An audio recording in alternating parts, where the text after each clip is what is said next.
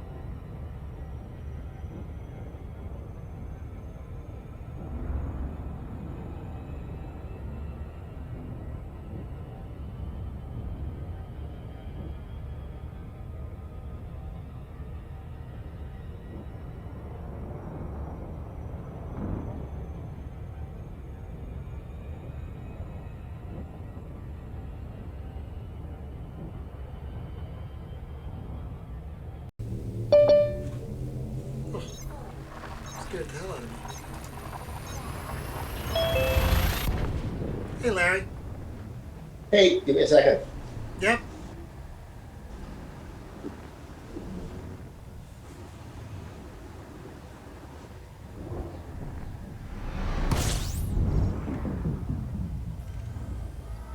I get myself in a position here where I'm comfortable and you can see me. Yep. And if you decide later on you want an upright version of me, I've got the lights are such that I can turn I can sit up long enough to do that, and the shades are pulled so that the lighting is correct. So let's see. I'm seeing me outlined in green and you on the other side now outlined in green. So do I tap on you twice? I think so. I think so. Pin, that's it. There you go. There we go. Okay. All right. Can you hear me? I can hear you loud and clear. Great. There's a little bit of lag on the Zoom today. Is there? So, yeah, just a tiny bit. I can see it in my. I'm watching your mouth as you're talking to me, and it's not perceptible to me. Okay, perfect. It's just on my machine then. So Are we in the middle of a solar flare? we're navigating quickly, so we're not looking at every planet in the system. We are seeing how far we can get back towards the bubble, because apparently while we've been out here, a war has started. So we want to get back to where the war is. And we have 178 jumps. We started at 190, so I did 12 jumps before you joined. And now, with these wars, are they between different players? I believe that this war is between. They're not between individual players. No, they're between these factions like the Federation and the Empire, and they are NPCs, non-player characters. And they don't fly their own ships, but they do pay us a lot of money to fly ships and do things for them. So we are their proxy war, I guess. You can become mercenaries. Yes. And currently, we are aligned with the Federation. No. Yes, the Federation. There's three: the Alliance, the Federation, and the Empire. And actually, let me stop going for a minute and let's just look at them. That would be the Galnet News, Galactic Powers. Here we are. So these are the people who currently run the galaxy. We are aligned with Zachary Hudson of the Federation. He's kind of a hard ass, but he gets the job done, I guess. And okay. And then there's all these other characters, and apparently one of them died recently and was murdered by their brother or sister or something. And in the game or for real? No, in the game. Oh. And so these aren't real people. These are all NPCs. These are all. Okay. These are all characters that help the drama of space, I guess, right? I see. Okay. And then the Galnet News, Galaxy Net News, tells us that one, the Thargoids have started attacking, so all of those systems are under attack. And then there's a galactic summit going on. And yeah, so Wow, it sounds almost like 1/3 as interesting as what's happening on our planet. yeah, only a third. I know. This is where I go to relax. War in space. And that's only I mean, like, not a joke. No, it's not even a joke. No, Like this last week was horrible, horrible, and it's only the beginning. Yeah, I think you're right. A few things at least were moving in the right direction.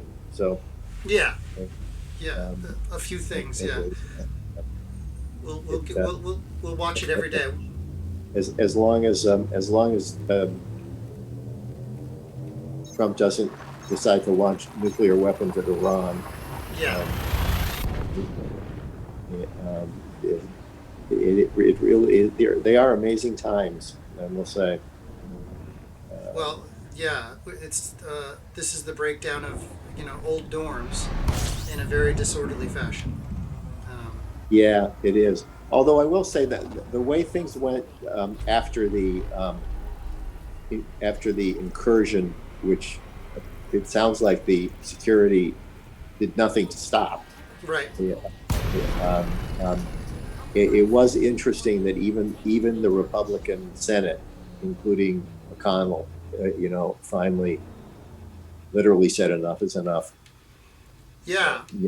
And of the two senators who insisted on the debate were they only got like I think it was a total of 8, counting themselves, supporters, Right. which is for it's for the party to break with their own president like that and begin using words like unhinged. Mm-hmm. And psychopath. It's just interesting time. Yeah, and for I don't know what it was, 140 House Republicans to still think it was a good idea. That was the part that was like mind blowing. Yeah. Well, the representatives, of course, they represent a particular little area. Right. And they know their voters, and Right. and if they want to be reelected, they know what they have to do. Right. And if the people who elect them are crazed right extremists, they have to behave like a crazed right extremist. Well, what's interesting is that I got into a meeting this week with somebody who wanted to understand how Covax would stop that, right, or at least ameliorate the need for that. Because what you have right now is a lot of science that's been developed about how to manipulate people, how to manipulate their ability to absorb facts, like what they accept as true and not true. And unfortunately, it's all being used, like, what's it called, for negative effect, right? For the wrong reasons, yeah. Right. But make no mistake, when we talk about Corvox, we're talking about the same tools, right? Yeah. The perception of dialogue. It's just that we're being transparent about what our biases are, which is that we have a bias when we're done. We're not done, but when we're done, we have a bias towards Right. what is productive and what is not. Right? Like last week, we were talking about, if people want to talk about, I don't know, wanting to be a violent society, I can't tell them, oh, you're wrong, right? I can just say, Right. well, I don't think that's productive. Yeah. And let me understand your perspective. Why do you think we're better that way? Et cetera, et cetera. But having a singular definition of what is right is often, and that's what I saw on the news. I saw people who absolutely 100% believed they were right. Yep. 100%. It wasn't like they were, They were the heroes of their story, and Yeah, I saw a little bit of that too. yeah, it was amazing. There was no question. I mean, it's classic what used to be, like religious warfare. Yeah, yeah, absolutely. Where Catholics would murder other Catholics over tiny points of dogma. Yep, Um, tiny differences.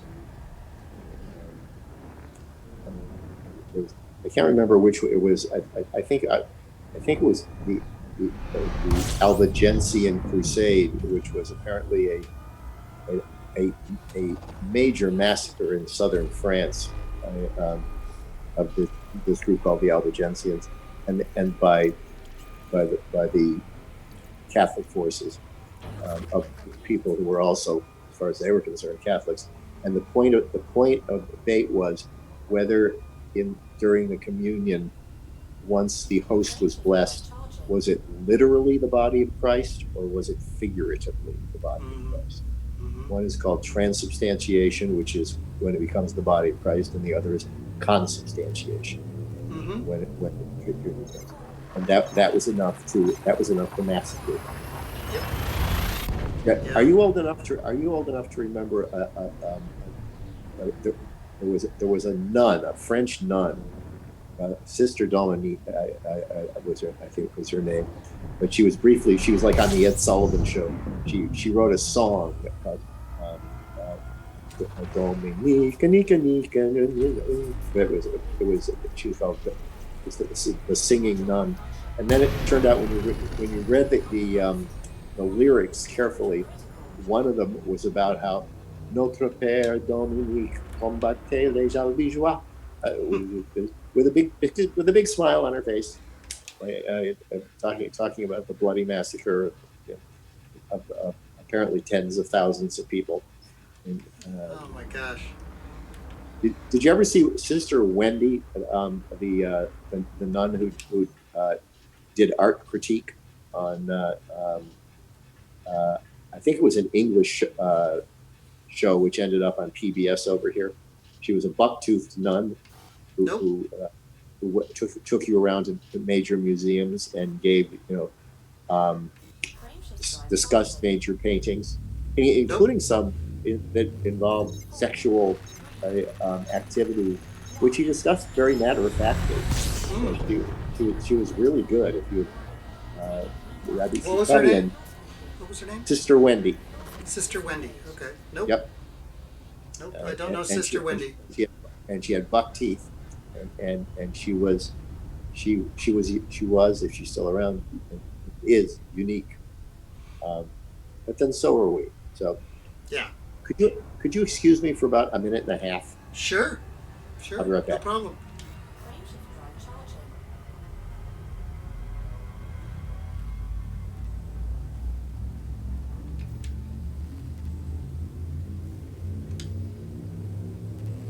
$172 jumps left to go.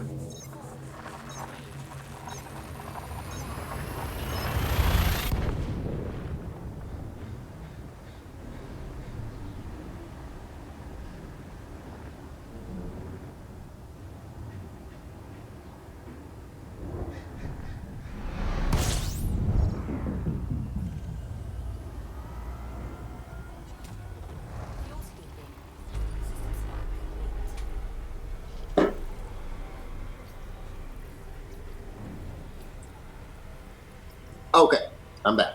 All right. So we did another 10 jumps since we started. Are these jumps like in Star Trek? Yeah. Like going to warp factor 9 and then getting out of warp factor 9. Although in this game they call it witch space, as in WITCH space. But it's the same concept. Some made-up thing for faster than light travel. We got into a debate last night with my friend about different sci-fi writers and how they deal with intergalactic issues when you have or don't have faster than light travel in the plot. because fast light travel is such a. It's like having inertial dampeners. It's like, how would that even work? Right? It's like having what? Inertial dampeners. Do you know what that refers to? No. So when we're in space right now in this game, supposedly I'm going 0.7.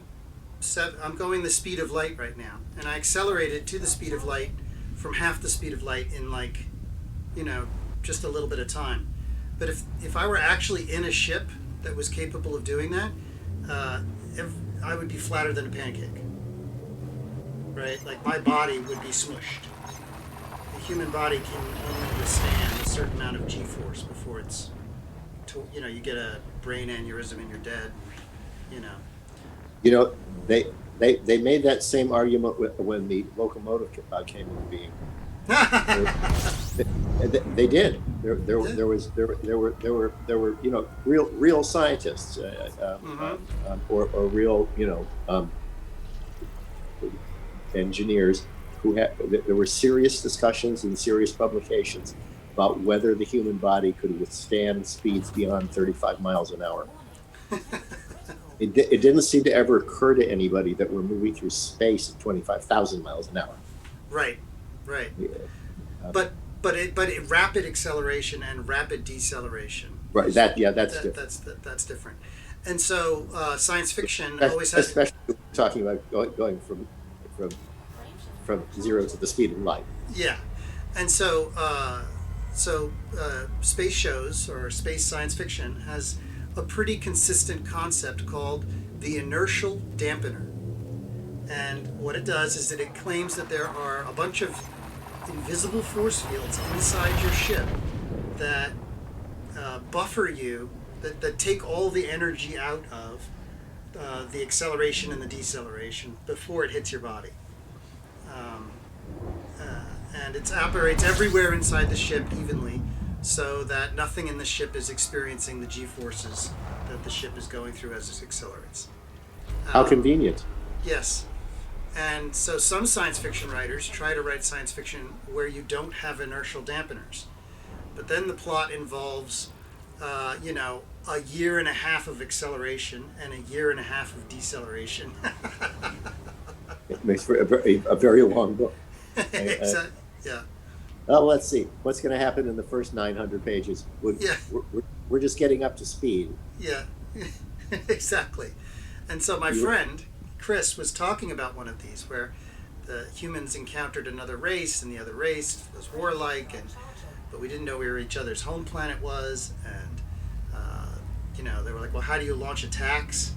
And if you don't know where anything is, and it takes 20 years or 5 years to get there, and most of that time is spent accelerating and decelerating. And so and I said, I don't know, Chris, it sounds pretty boring to me.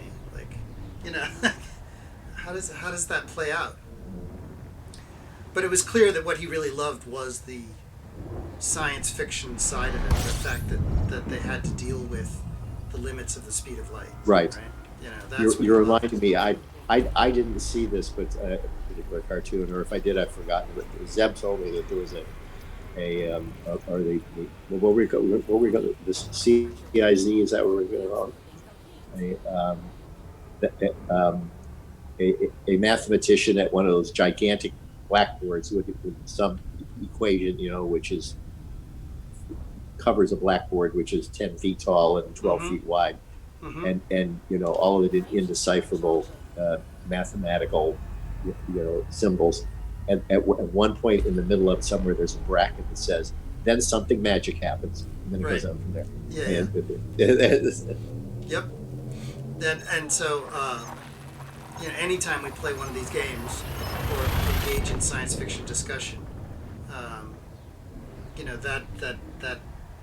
that concept gets bandied about, and it's fun to debate it because, of course, nothing. Yeah, I can see where it'd be fun to talk about it. It would make for definitely slow storytelling.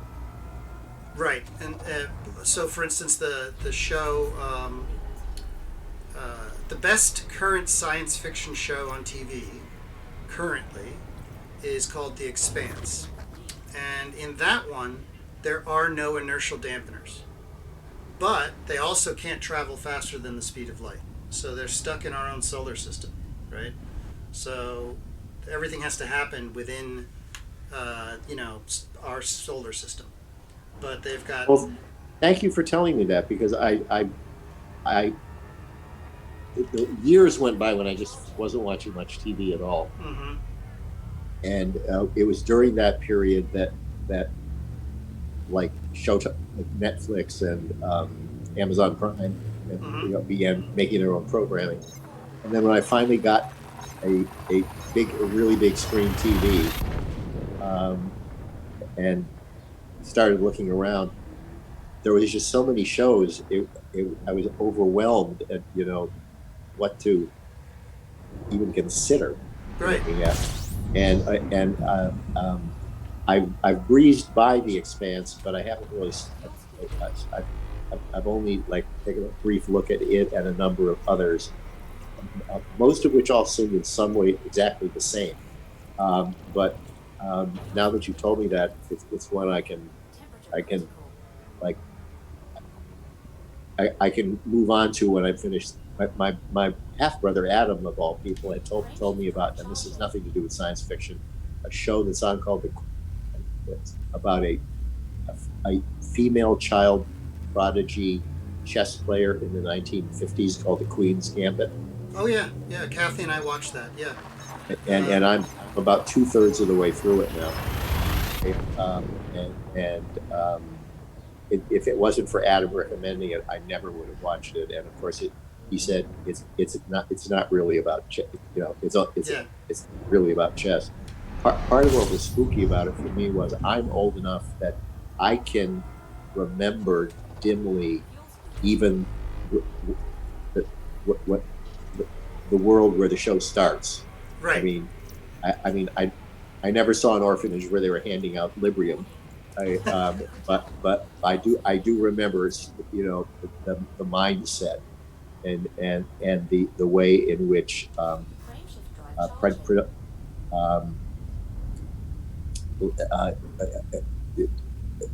alcohol was the main social lubricant, but Librium, which was like the precursor to Valium, was handed out to housewives like M&Ms.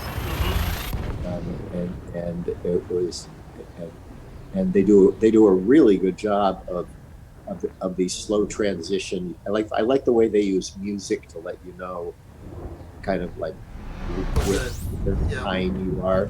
Yep. Moving along. But I saw those green and white pills, and I thought, Zeb. I scored one with Zeb because he thought they were Quaaludes, and I said, I think they're Librium. The only Quaaludes I ever saw were tablets, and I remember my mother was prescribed Librium, and I remember, my memory is they were green and white capsules, and I looked it up and they were. I don't know what the red and white ones were supposed to do, but it was basically a crack.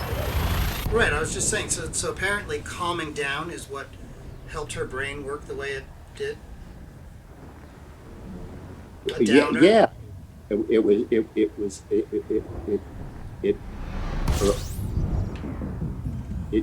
Calming. That could be it. Yeah. I'm oversimplifying, of course, but I knew it wasn't some kind of hyperactivity because they wanted them to go to sleep. So I understand. No, the last thing they wanted was them to be active. Right. They were Right. under compliance. So I knew it couldn't be speed, right? So I was sitting there going, oh, I wonder what it is, right? I know it was popular in the 50s, but I didn't know that Librium. I didn't even know that word. So it was, once they couldn't hand out laudanum the way they did in the Victorian era. Right. It was. I mean, truthfully, it was one of those generations, or decades where the social norm so required you to suppress your real feelings in terms of your communications with other people, Mm-hmm. that everybody lived in a state of suppressed anxiety, Right. which is why all social activities revolved around liquor. Right. I mean, So, I mean, right. you, I mean, every house had a bar in it. Right. I mean, it was but it was the only way people could loosen up enough to talk about anything. Right. Um, and um, and women were so constrained in what opportunities they had that Librium helped them. Well, they were the the the beta version of Mother's Little Helper. Right. Right. But at any rate, thanks for now that you mentioned that about the Expanse, um, I can I do like the fact that these days, if there's a show you've missed, you can go back and start from the beginning, even if it's over. Right. That's nice. I do love that, because there were shows that, during the days of broadcast television, you were just like, well, I'll never be able to see it beginning to end in correct order. Sometimes it was on there where they're on too late, or you're, Yeah. or they're over, Or you had to learn how to program your VCR, and you're like, My first VCR was 2 boxes, and it cost $800, and that was maybe it. I think I bought it when I was out here, so it would have been the early '80s. that I remember being jealous of my cousins because their father had gotten them a high fidelity stereo and a VCR. Oh wow!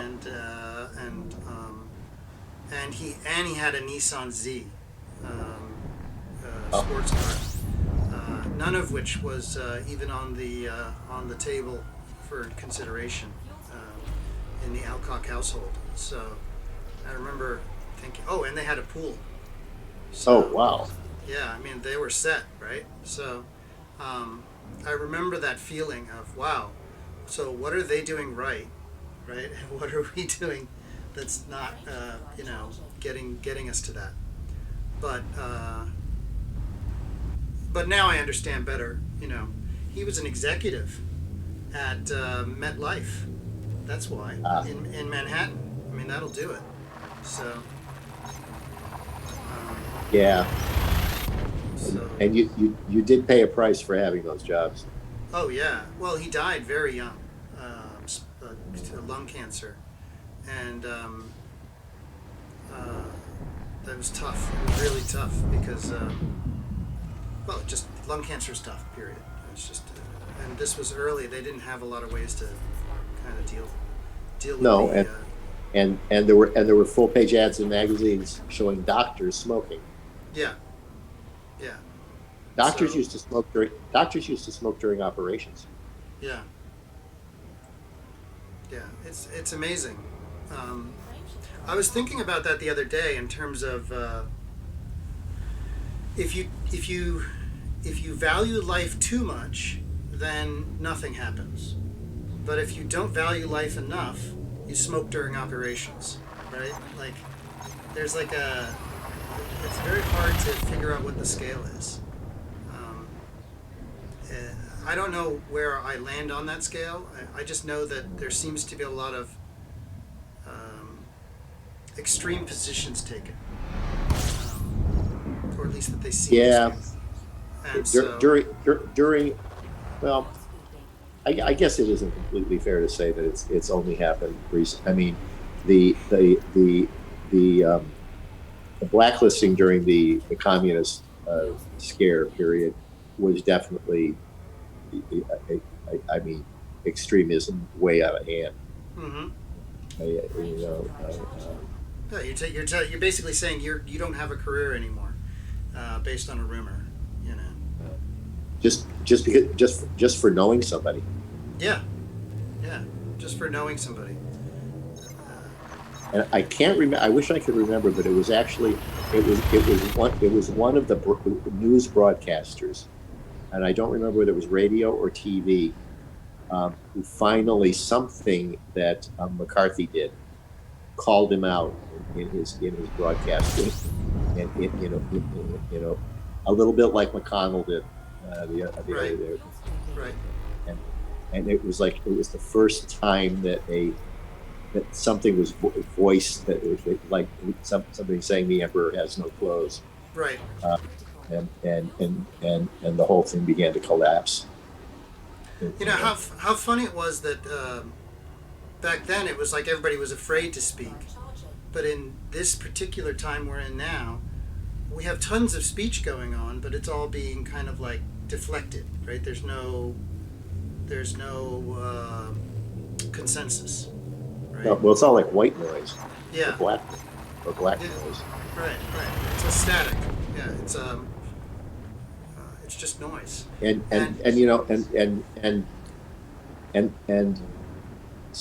not just social media, but even, I mean, radio talk shows, TV talk shows. Oh yeah. Little by little, everyone's opinion became equally valid. Right.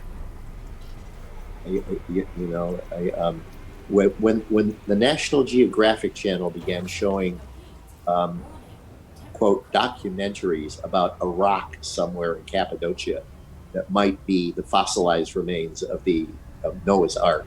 Right. When, I remember that. When clearly it was a rock. Right. I just wanted, if I had his number, to call the head of the National Geographic and say, shame on you. Yeah. I mean, yeah, they'd have somebody else come on and say, well, no, see, actually, it's just stratified. But the very fact that you're airing it and giving both sides that chance to you're treating both sides as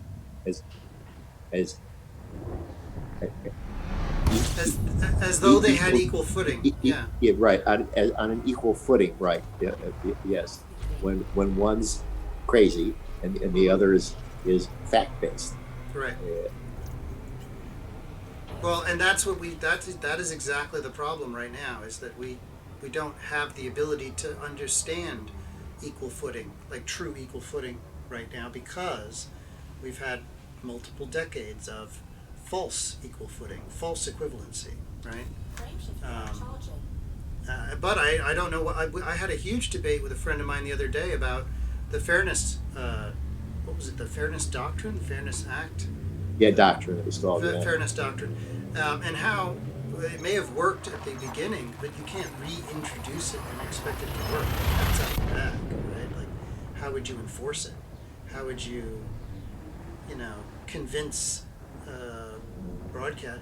We were trying to think of what a legislative act would be that would actually make a difference. We were just trying to even name something that wouldn't result in something worse, right? Yeah, it's very hard to come up with something. Yeah, we couldn't think of it. We were stuck. Because inevitably it comes down to you're making a judgment call as to what can be said and what can't be said. Right. And that's not right. The second that you do that, even if you start well, it always goes wrong. That's right. And so you need something else. You need something else to balance the scales, to keep to keep the game in bounds without saying what the game is about, right? So instead of saying these are the 7 words you can't say on television, right? It's something else. It's some other mechanism that aggregates the consensus view, or the consensus rational view is a better way to put it. Right. Because you can never get the right group of, 12 angry men or whatever, right? You can't get the right group of people to. You can't guarantee that those people aren't gonna, decide that something's bad that really needs to be paid attention to, or vice versa. Something that doesn't need to be paid attention to suddenly, is getting far too much airtime. Are you at all familiar with the, like what debate like high school debating groups are like these days? Oh, yeah. Well, not these days, no, but back in the day, yeah. Because I was a debater, and you probably were too. Mm-hmm. And I saw something somewhere, an example, and it was totally different. It was almost like rap, Yeah. and it, it wasn't. I couldn't actually figure out what it was that made you win or lose because it wasn't the presentation and refutation of facts. It was more of a theatrical presentation. It has to do with a combination of how quote unquote real you are, or woke, like true. There's like a there's like an expression for it, like uh, if somebody's just fronting, if somebody's just pretending to believe something, it'll come out in their theatrical performance. There'll be something stiff Ah, about them and fake. But if somebody really believes what they believe, then and they have the skill to, then they don't lose the rhythm or something. I don't know, something that just come across as more real. There was a recording recently on Reddit of a woman, a young, heavyset woman who is apparently a fast rising star in the rap world, and she got in front of the microphone and she did her thing, and you could just tell everything coming out of her was real, even though it had been written down, and and the rhymes were all carefully orchestrated. But it's kind of like when you see a singer who's singing from the heart, that kind of thing. Except uh-huh. except now it's debate. So I don't know. That's the impression I get. I could be mistaken, but that's my Well, analysis of it. that makes that I can see that as that makes sense to me at least. Because when I first heard it, I thought, "This is wow. What happened? What happened when I was looking the other way?" Um, And there are some things that are advantageous to it. I should point out that, like, you could go through life not really knowing what you wanted for real, or who you really were, right? When you were presenting facts and just being good at, you know, the but I find that the kids that I encounter who are into this particular kind of way of doing it, they they seem to be, because only time will tell, but they seem to be much more in tune with who they are and what they really mean, what they stand for, and that can change, right? Like that they're not locked into one life. So that's an advantage, right? Coming out of that, and you see it in some of the films and stories, TV shows about kids. Some of them, not all of them, but like a year or two, I don't know, maybe it's 5 years ago now. They did an animated version of Spider-Man called Spider-Man's Into the Spider-Verse, and it really has just different Spider-Men from different dimensions encounter each other. And the dimension that we're in, the young Spider-Man is a young black man, and that sort of energy, obviously carefully orchestrated into a feature film. So, but still, that kind of energy is very present in it. Like, who right. am I? What do I really stand for? That's more important than anything, right? And then the rest of it just plays like any Shakespearean play, right? So, but that does seem to be the focus these days. Is even down to the So lingo. so how do you do it where because when I was doing debate, it was random when you were assigned what which side you were going to be for or against. Right. So obviously So that what that if you're what do you do if you're is it still the same? I mean, it's so okay. So I hope I'm not speaking out of turn, but my impression is that there's a topic, and it's not like there's a for or against side. It's not predetermined. okay, So it's like, okay, we're talking about peace in the Middle East, or or the Israeli occupation, or whatever, right? That kind of stuff, and then people will speak their truth about that, and they don't have to take opposing sides necessarily. okay, They just have to express it better and more truthfully. Um, and Okay. so although they will typically take a different side, right, or a Um, different angle on it. So I suppose if you want to stand out, you try and at least have as you say, a different angle of coming at it or something. Truthfully, what you're saying is less artificial than the kind of debate that existed when I was debating. right, right. I mean, yeah. But I, it all, and so what happens is like the way they go at it though, they call each other out on when the other one seems to be presenting things that aren't rational or aren't factual or that kind of thing.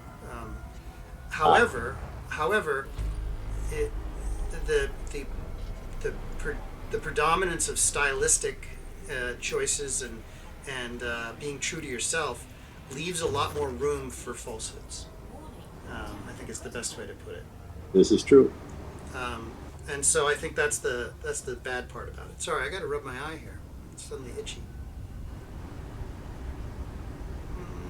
It's what happens when you accelerate too fast. Yeah, yeah, just that little eye itch.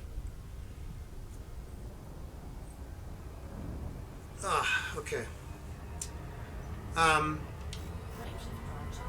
yeah, so that's the impression I get, and when I meet the young adults now, that's very important to them is to stay true to that.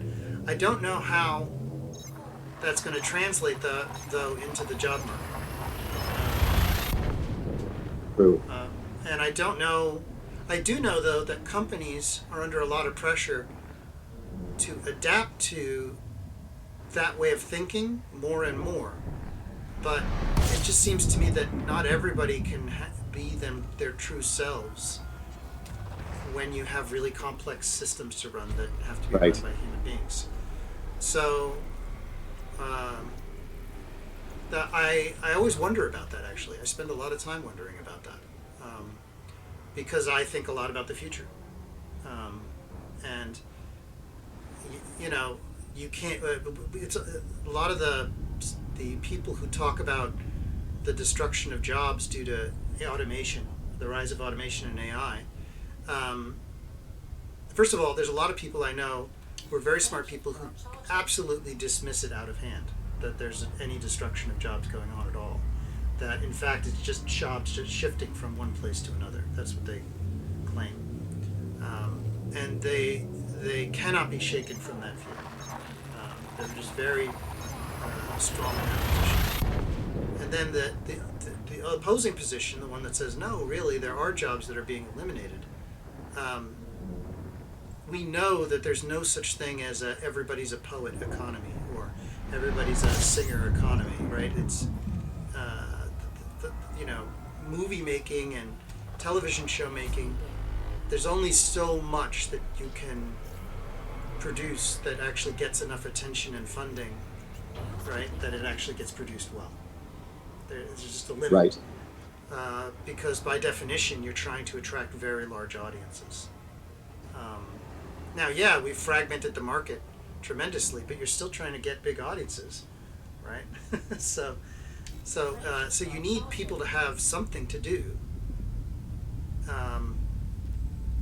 and I think that we're just beginning to unravel the mystery of like, well, what is that? Like, Well, people used to be able. I mean, people used to be able to work on an assembly line and make a very comfortable middle class living, right, doing things which are now done by machines. right, And the skills which those people have who used to do those kind of jobs don't translate in most cases into other kinds of work right, that involve intellectual capacity of a different degree than it takes to screw in a dome light on a Ford. right, And you just don't need there's more and more people, and you need fewer and fewer people to make the stuff that those people need as you know, the stuff of their life. Right. And the naysayers, when I say that to them, what you just said, when I say that to them, they say, well, that's a good thing because nobody really wanted to spend their life putting a dynamite into a Ford. What they want is to be able to raise a family and, blah, blah. And it's like, yeah, okay, You know, so we're, I seriously doubt that anybody had a great passion for being a hunter gatherer. yeah, yeah. They That's they a did good it. point. They did it because they needed food. Right. Uh, there just isn't room, unfortunately, for everybody to have a job which is spiritually fulfilling. Um, when you're talking about billions of people, and and and versus the things that need to be Done. made. Yeah. And yeah, it, yeah, but I it doesn't it just seems to me like it's going to get worse. Because Well, what would you do? Like, what's a step that you would think of, or what would you not even do? Do might be the wrong word. What thought would you plant? What kind of perspective would you want people to start with, or action taken? I don't know, but something. What do you think would be a better setup? well, better, and what would work, I don't think are necessarily going to be the same thing. Okay, so what would work? Well, the only thing I can think of, frankly, that could work would be requiring that things be done by human beings, not by machines. To some degree.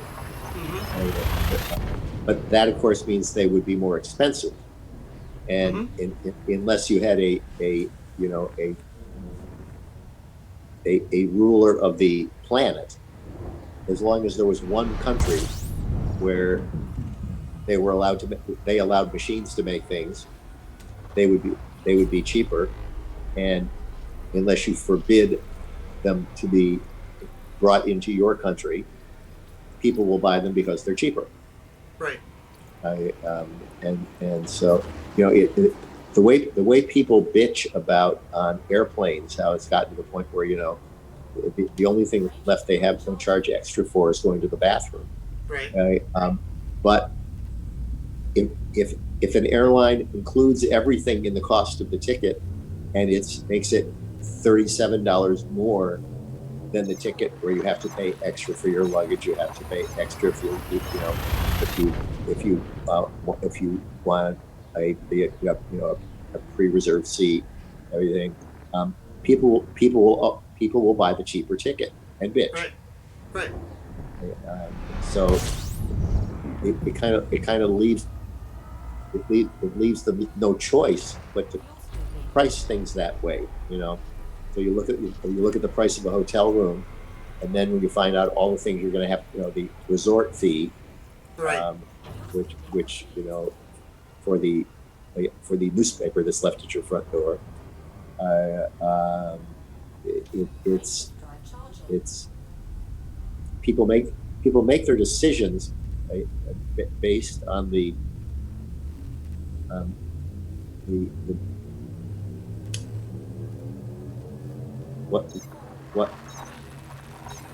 what seems to take away the least of their resources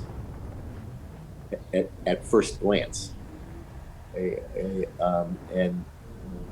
it kind of forces everyone to compete at that level. It's sort of how it seems to me. Right. So I would write an algorithm that is your assistant, and what it would do is when you're looking at prices, it would say in your ear, that price is really this, and that price is really this. Yeah, that's a good idea. By the time you're through, what you're really going to pay. Yeah. Right. Is this Are you and this planning and this? Are you planning to bring a suitcase? Yes. Mm-hmm. Yeah. Or it just knows you. It knows you. You don't have to ask the Right. questions. It just knows you. It just goes, I know how much shit you go travel with. I know all the. I know the averages, and it goes. What Yeah, no, what yeah, what it's really going to cost you is this. right. And then you go, oh, okay. Then the adding the $37 to the ticket price doesn't kill the deal, because the human being is listening to their trusted advisor. I mean, really, that's what it comes down to, is whether or not human beings have access to enough data at the time of decision. But the data can't be all the data, because human beings don't have time and energy to review it all. So it has to be synthesized for them. Especially these days, yeah, when there's ever more data. Right. Um, But creating such a thing, nobody's going to create that, because who's going to pay for it?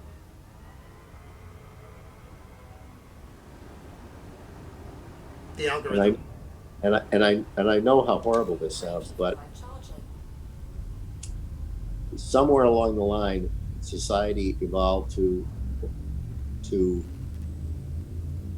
it stopped being a survival of the fittest. No longer meant those who had the skills to survive and breed. Um, those who would naturally die out because they did not have the skills are protected and taken care of, so that they also can breed.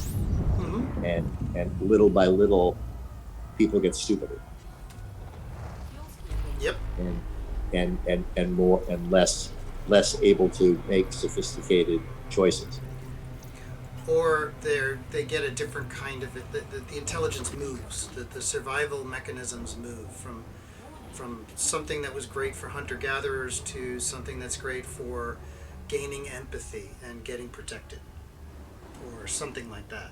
Like there's always an impetus for what gets propagated and what doesn't. It's not just garbage in, garbage out. It's different mechanisms of pressure that we don't understand, because it's not cut and dry, and some of it might be garbage.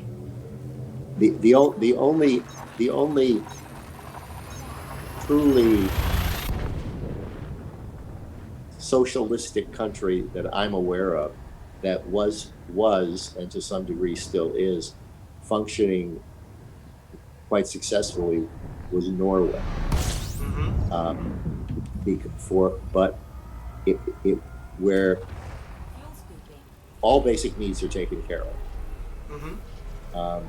But it only works because there was, when it was all white Norwegians, there was a built-in cultural, I don't know what you would call it, but well, first of all, no matter what you say next, it starts with the premise of, because they had a monoculture, they could, right? That's true. Yeah. It was unthinkable not to work hard. Yeah. Yeah. You would be socially ostracized if you didn't work hard. But you would also be socially ostracized if you tried to rise above your neighbors. Right. So, but then at some point, I guess because they needed more laborers, they began to have more immigrants, and immigrants from completely different cultures quickly figured out that they could live just as well working 15 hours a week as working 45 hours a week. So they'd work 15 hours a week. Right. Because they didn't care what the other, Norwegian, what the monoculture wanted, right? Yeah. What the monoculture thought of them. Right. And then you suddenly have more people who are consuming more than they produce, and the system stops working. But that was true even in hunter-gatherer times.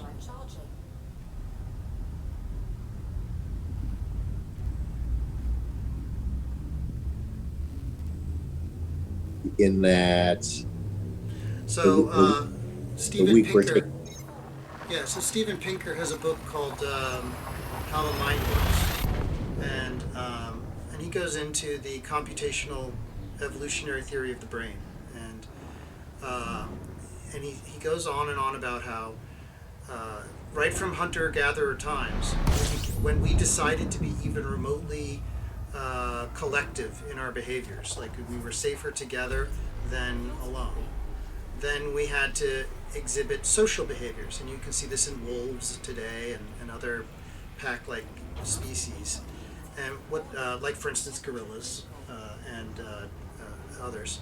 And what happens is all the gorillas are supposed to do something. Like for instance, grooming one another is a big deal in gorilla society, right? How much time do you spend, Right. you know, right, picking out lice and fleas and all this kind of stuff, which is not purely a social activity. It also has a functional use, right? There's less things bothering you, and therefore Yeah. you have more energy to do whatever. So, but some apes try to get all of the social perks for having been a good groomer or a friendly groomer of other people, but by doing less grooming. They pick up on small cues about when grooming is more appreciated and greater remembered versus when the grooming is just basically not even really, you don't get any real benefit for having done Oh, it. wow. And so they try to, limit their grooming time of others and maximize others' grooming time on them, even though they haven't scored the points to be that high up in the social pecking order, right? They're not the biggest and the strongest, or they're not gonna, And when they get caught, when the leaders figure out that they're a greedy gorilla, they punish them, right? They get ostracized, or they get. But if they don't figure it out, then those gorillas are more likely to reproduce, more likely to succeed. So the argument that Steven Pinker was putting forward is that our ability to detect social helpful versus selfish behavior, it's an arms race. It's a biological arms race where our DNA is constantly adapting very slowly over time to either A, get better at detecting lies, or B, to get better at getting away with getting resources without getting detected, right? And it doesn't change the statement that got us into this conversation, which is in modern society, the strong survive, the weak die principle seems to be askew, right? It doesn't change how we got into the conversation, but it does indicate that there's more going on there, because at the end of the day, society fails to function if we're all greedy bastards, right? And rational decision makers who are also powerful people somehow need to maintain the social order. They need to detect the mechanisms of lying, of cheating, and successfully call them out and have the rest of the society ostracize those people. And except we're trying to do it at a much greater scale now. And so. Oh, wow. That's fascinating. I do remember reading somewhere that about, and I don't remember whether it was chimps or orangutans, but it was some primate group that there were basically brown nosers, Yeah. who knew they could not compete through skills or strength to be high in the hierarchy, but they could suck up to the ones at the top more cleverly than others, and were in that way useful to those at the top of the hierarchy, and therefore got more perks just for being brown nosers. Yeah. Or being good brown nosers. Yeah, as opposed to the ones that sicken you. Somebody once at CBS said to me, and I will say it wasn't completely untrue, because I would do things like, I think I may have told you this specific story, but it's only one of many.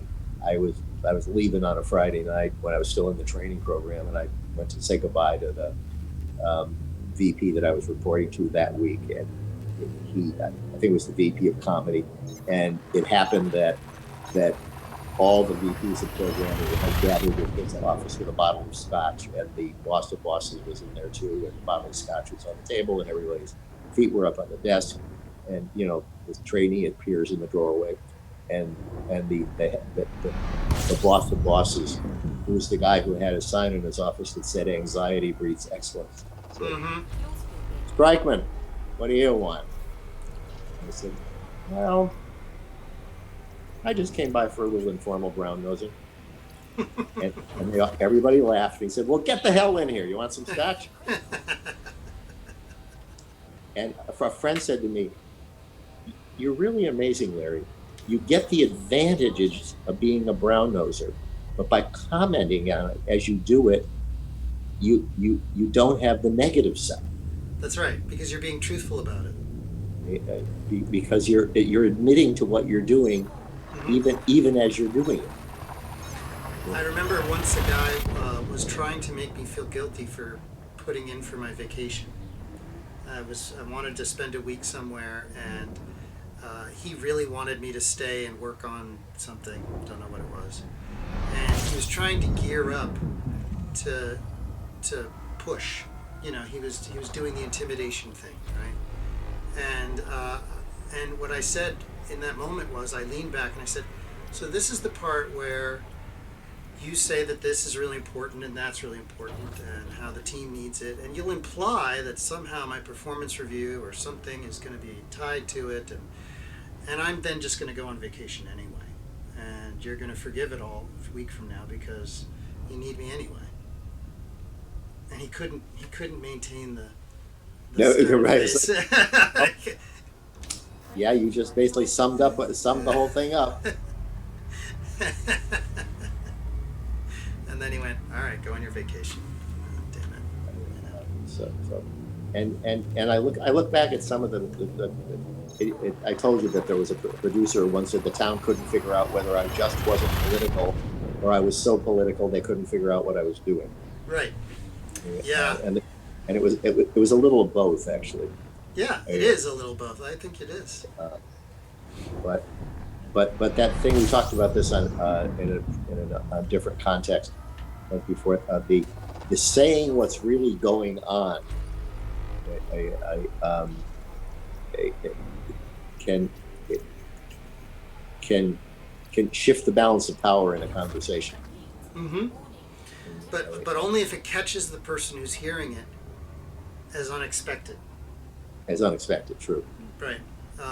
If you say what's going on and everybody knows what's going on, then you're Captain Obvious, and nobody likes Captain Obvious. Yeah, it has to be speaking what's not being spoken, that's not being spoken. Right. But everybody sort of knows is there. Mm-hmm. But it isn't going to mention. Yep. But that's interesting about hunter gatherers. The computational theory of the mind, the computational evolutionary theory of the mind, and of course there's a bunch of people who disagree with it. But Steven Pinker is a fan of it, and when I read his rendition of it, I said, you know what, that kind of makes sense to me, and it gives me hope because it means that no matter how complex society gets, it's really, I can always boil it down to, am I trying to cheat right now, or am I trying to hold up the social contrivances? Like, which one am I doing in this moment? And did I get caught, or did I get away with it? Right? Earlier, as you started this line of thought, I was reminded that, and I don't really. Well, I'll tell you the story. It was seventh grade, and it was back in the days when boys took shop. Okay. And I was absolutely hopeless at building things. Mm-hmm. The project I believe we were supposed to be doing was building a birdhouse, and just everything about it was beyond me. There were two things. The only thing I actually made myself on a jigsaw was a it was a little um, amusement, which was if you shape a piece of wood in a particular way with a triangle and then another triangle, you can hang a belt off of it so that when you balance it on the end of your finger, the center of gravity is on your finger, even though Mm-hmm. everything else is hanging off the front. Right. That was the only thing I managed to make. Mm-hmm. But two things I could do very well. I could sand and I could paint, because Mm-hmm. all you had to do was be patient. Right. So And two so things, by the way, that I couldn't do very well. and so and we were kind of left on our own, during class. Whenever the shop teacher was headed in my direction, I would pick up a tool or some half-finished something, and with a look of like complete like commitment, walk past him in the other headed somewhere on a Yep. mission. Yep. Um, and after a certain point, he began to bring me things like, he said, "Would you finish painting this? Or could you sand this down?" And at the end of the semester, Mm-hmm. he said, "I've enjoyed having you all here, and everybody's learned things, and I think everybody, says it. But there's a few people here who showed some real talent, like so and so and Strikeman over there." And in hindsight, I don't know whether he was making a joke or whether Or you had he pulled it meant off. Right. he he said it in a tone of voice that, at least to somebody in the seventh grade, sounded like he meant it. Mm-hmm. Um, because the things he brought me were often things he was making himself and had reached the stage where it required sanding or painting. Mm-hmm. That's And I don't amazing. know whether he had taken mercy on me or had just decided to make use of me when he saw that I was good at something. You know, Um, so I have an equivalent story, but the first grade. So now we're even younger, and I I would get tired sometime after lunch. Between 2 or 3 p.m., I really just couldn't keep my head up. Um, in first grade, everything was just putting me to sleep, and so I would habitually claim that I had a stomach ache so that I could go to the nurse's office and lie down for a few minutes. Um, and I don't remember enough to know how habitual it was, but I do remember that so that I wouldn't get called out for it sometimes, because we would have to watch one of the shows, Sesame Street or Electric Company, in the early afternoons, so that we could see the part about numbers or whatever it is they were teaching on that particular episode. And I think it's just so that the teacher could take a break because she didn't, deal with us for a few minutes. And I remember that my favorite part of it was that they would have these little Spider-Man episodes, lodged into the electric company or whatever. And I thought I was being exceptionally clever when I would say that my stomach hurt before the Spider-Man show episode would appear, because I thought surely if somebody was paying that much attention, to whether or not my stomach really hurt, they would also know that I loved Spider-Man, and therefore right. that my stomach must really hurt. Right, Um, because you're denying yourself something that you like. yeah, and years later, of course, I thought, God, I wasn't fooling it. Like, you know, I was just way too deep into it at that point. I was trying to fool somebody, and I wasn't pulling it off. But that was going on in my. That's how my head thought when I was 1 year old, right? Or not one, but in first grade. Sorry, that's actually 6 years old. So, um, yeah. So, I don't think I fooled anybody, but they let me go to the nurse all those times. Okay. Well, it sounds like it worked for whatever reason. So Yeah. Well, I think she knew that I was just gonna fall asleep anyway in we're class. just what? I was gonna fall asleep anyway, Oh, right? When the kid's sitting there in class and you can see them, they're kind of, yeah. like that. That was me. Yeah, actually, before I was diagnosed with sleep apnea and started using a CPAP machine, I- in the late afternoon, even like at CVS, Mm-hmm. if I didn't have a meeting, Mm-hmm. I would close the door and close my eyes because I would reach that point where, yeah, I was finding it difficult not to not to nod off. Right.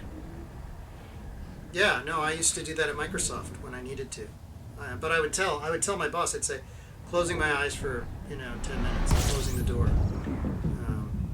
You know, I caught. Right? Okay, go ahead. Roxanne and I once had um, I in my office at CVS. I brought a lot of my own furniture. One of the things I had was a threefold screen that happens to be fragments of 17th century tapestry. But Mm-hmm. I was just in my office, and I said, I wonder how long we could get away with your saying, um, Larry's in one of his um,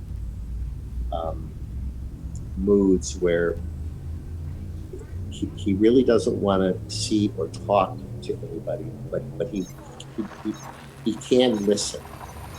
So he's behind the screen. So, so just go in the office and make your pitch, and he'll be listening, and he'll respond to you, and you'll have his full attention, but he won't be saying anything. Mm-hmm. I said, I wonder how long we could pull that off. Oh, great spear in the sky. uh, And don't comment on the fact that he's behind the screen.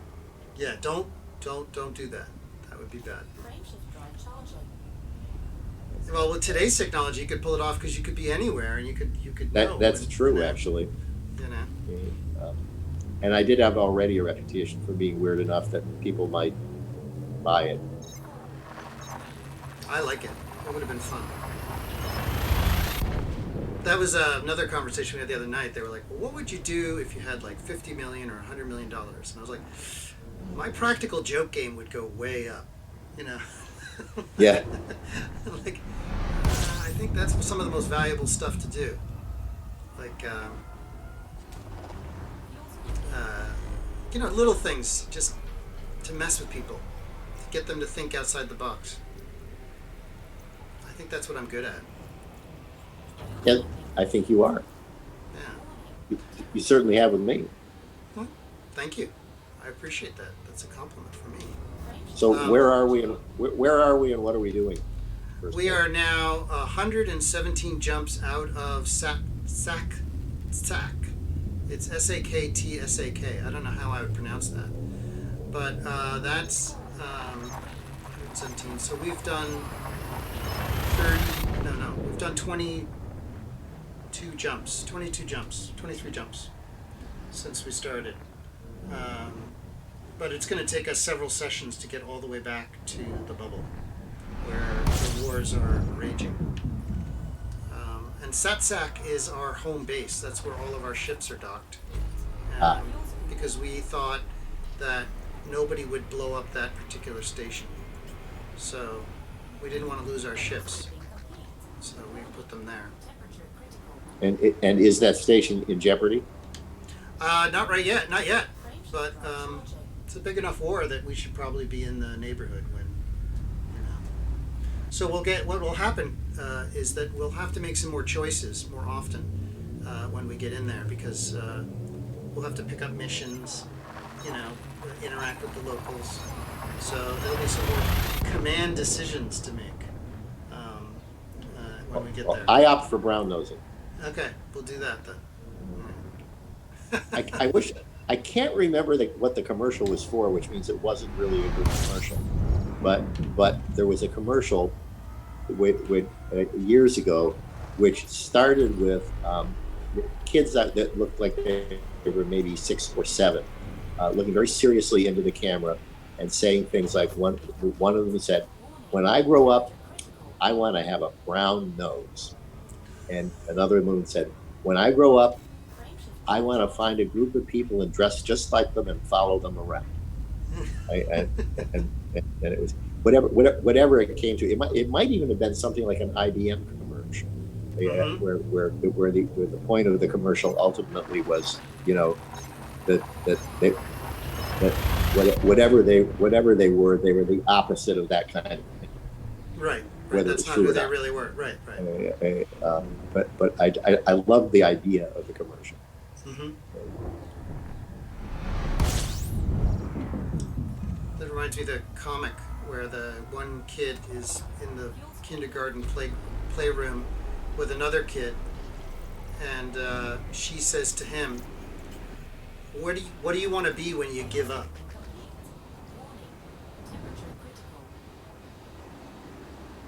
Did you not hear me, or was it just? I can hear you. There's been some dropouts and some lags, Oh, okay. and That's all right right now you then. seem frozen.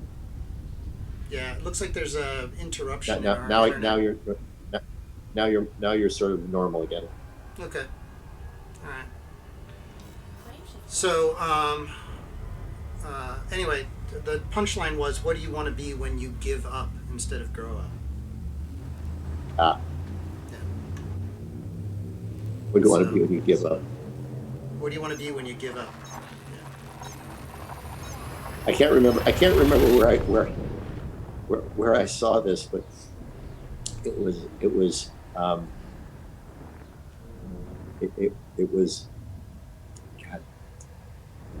At any rate, it was a woman giving advice to someone about their career, and they're saying, and they ended up saying, "I'm not saying give up your dreams.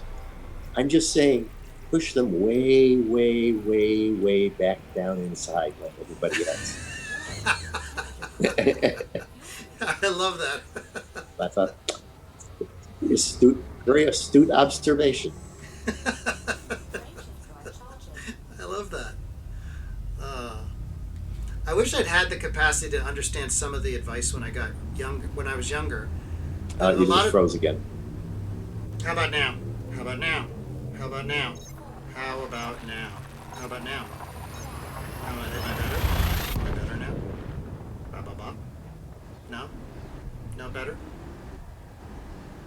Sometimes, Larry, I think you're I just letting actually me used go to do on. Uriah Heep impersonation sometimes with my bosses. Uriah Heep? You know who Uriah Heep was? Nope. Oh, damn it! He's Uriah Heep was the ultimate brown noser, and he's in a Dickens novel. I don't Okay. remember which one it is, Okay. but he was always saying, "Oh, I'm just an humble person, sir. Oh, I, yeah, I, yeah. I, I have no ambitions other than to serve your needs, sir." Um, and I would, with a couple of my bosses, I would hunch over slightly and wring my hands and say, "If I might just say so, sir, it's not just a pleasure, but a privilege to be of service to someone like yourself, sir." That reminds me of And one of my Blackadder. bosses, it really creeped out. Yeah, he's like, don't do that. Oh yeah, yeah. Yeah, I had a woman boss who truly creeped out whenever I would do it. Larry, stop it! Just stop Don't do that. it. I'm terribly sorry, Miss Rosenthal, but I didn't mean to offend you. It's the last thing on earth I'd want you to do. No, Larry, stop it. Uh, it's like the guy who played And the Igor. boss who I liked the most, who gave me the most freedom and under whom I did the best work, I always left earlier than everybody else, Mm-hmm. because just I'd I'd had a long, I'd finished as much as I wanted to finish for the day, and I wasn't just going to sit in my office and push papers around. Mm-hmm. But I always went up to his office and came in, and the first time I did it, I just sat down on his couch. And Mm-hmm. he said, "What are you doing?" I said, "I'm I'm waiting for permission to leave." And and sometimes he'd let me sit there for 2 minutes. Sometimes he'd let me sit there for 20 minutes. People would come and go, and they'd say, "What's Larry say?" He's waiting. He's waiting for permission to leave. I like that. That really works because it's not. There's no falsity to it. I, I Microsoft. I guess because of the particular group of people that I was surrounded by at a particular time I was at CBS, I was just very lucky. I could get away with behavior like that, and it, it didn't limit my career in any way that mattered to me. Mm-hmm. It certainly limited. I'm sure that it limited, jobs I was not considered for, but they weren't jobs I wanted anyway. Right. It sounds like at Microsoft, you managed to pull off a lot in a much more tight-assed and a structure. And CBS, other divisions of CBS were much more like that too, but because this was a quote creative department, people were allowed a little more freedom. Not because they wanted to, but because they had figured out that the people who produced the stuff that they needed creatively seemed to need to be allowed to do that. Did you ever hear the story of Chuck Jones working on the original Bugs Bunny cartoons? No. So they actually had gone so far as to whenever like a big exec would be given a tour and they would end up coming down to their department, they would have somebody at the front with a little buzzer underneath the table. You're freezing a lot again. Okay.